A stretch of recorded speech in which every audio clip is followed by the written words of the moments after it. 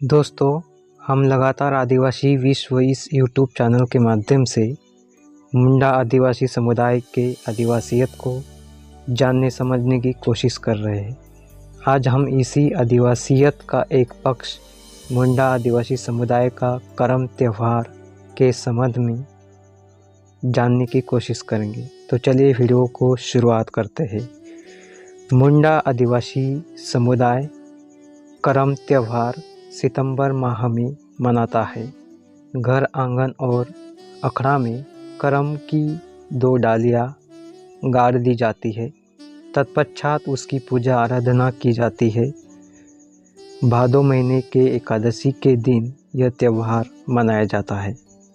यह त्यौहार कर्मा और धर्मा 2 भाइयों की कथा पर आधारित है।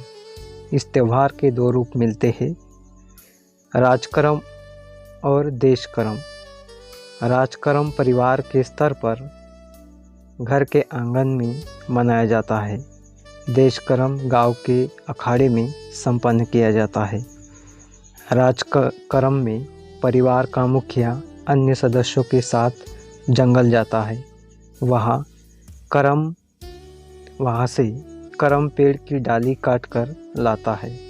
डाली काटकर लाने वाला मुखिया परिवार के अन्य युवा उपवास रखते हैं। पहान कथा सुनकर पूजा संपन्न करता है। इस अवसर पर सभी गाँव वालों को आमंत्रित किया जाता है। पूजा के बाद सभी मिलकर नाचते गाते हैं। यह नाच गाना रात भर चलता रहता है।